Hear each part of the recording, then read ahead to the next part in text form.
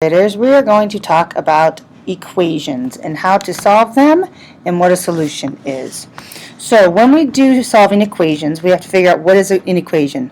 An equation is a mathematical sentence formed by placing an equal sign between two expressions. And we're going to go over tomorrow also the key words for some of these. But when you say is, that is your key word for equal. So x is 7, you would put x equals 7. So a solution is when you have an equation with a variable, it is the number that produces a true statement. And those are important because you will have some no solution equations coming up here too. So we will be talking about some verbal statements. We've done some of these already, but we have things like the sum of b and 9 is 17. So first you look at the keyword sum is an addition, the answer to an addition problem, and then your two add-ins would be b and 9. So if you have b plus 9, you have equals 17, because is 17. And so what we want to try and do is we're going to solve for these equations. So what we have to remember is here's our equal sign. Whatever you do to one side of the equal sign, you do to the other side of the equal sign. And we are trying to isolate our variables or get our variable by itself. So in this equation, our variable is b.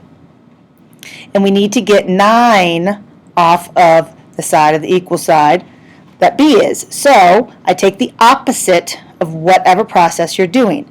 So the opposite of addition is subtraction. So I would take subtract 9, what you do to one side, you do to the other side, subtract 9 from 17, and you get b equals 8. And then you go back and you check your answer. And so you substitute in the number 8 wherever you see b. And 8 plus 9 equals 17. That is a true statement, so that is the answer to that equation. So we have another one. The difference of z and 23 is negative 7.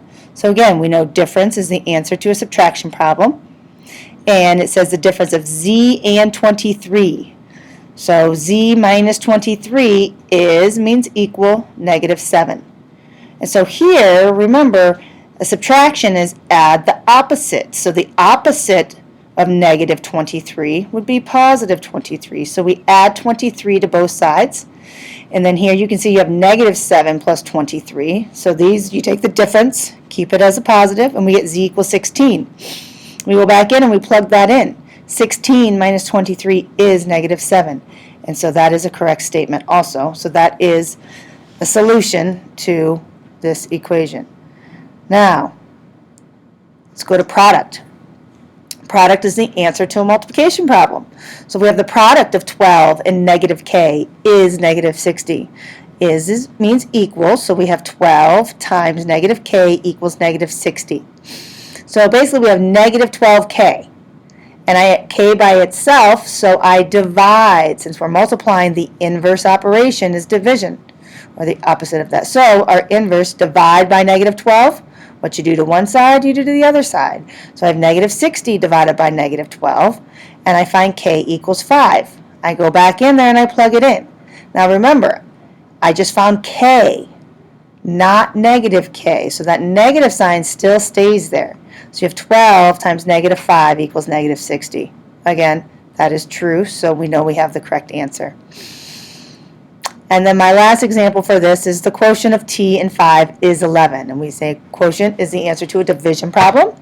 So the quotient, t divided by 5 equals 11. So the inverse operation of division is multiplication. So you multiply each side by 5, and I get t equals 55. I go back and I check. 55 divided by 5 equals 11. That is a true statement. So here's another example of solutions. So it says, tell whether 52 or 60 is a solution of x divided by 4 equals 13. So what you do here is you would take your number, 52, and substitute it in for x. And so here I have 52 divided by 4 equals 13. Yes, that is a solution. So here I plug in 60. Well, 60 divided by 4 is 15. So this is not a solution. So my only answer to this one is 52. And you will see that there will be some, when we talk about inequalities, that can have more than one solution. Now, we also have different properties. And these were pretty much the properties that I had explained. So I'm going to go through them fairly quickly. So, the addition property of equality. Adding the same number to each side of an equation produces the equivalent equation. So basically, here, now, you say, well, this isn't adding. But remember, subtracting is just adding the opposite. So we have subtraction and addition in these types of problems because, again, subtraction is adding the opposite. Bam, bam. But the key is to remember what you do to one side, you do to the other side. So here, I have k plus 22 equals negative 10. I need to get rid of my positive 22.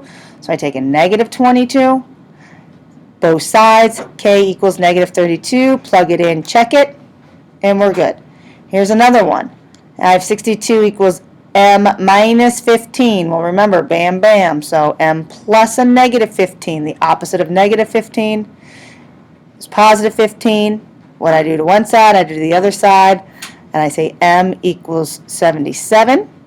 Plug it in wherever you see m. And 77 plus a negative 15 equals 62. And that is correct.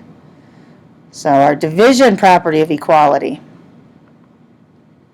Again, what you do to one side, you do to the other. Dividing each side of an equation by the same non-zero number produces an equivalent equation. 12w, remember when you have a number and a variable next to each other, that means you're multiplying them together. So in order to do the inverse operation, you would divide. So here I would divide both sides by 12, and I figure out w equals negative 8. I plug it in. 12 times negative 8 equals negative 96.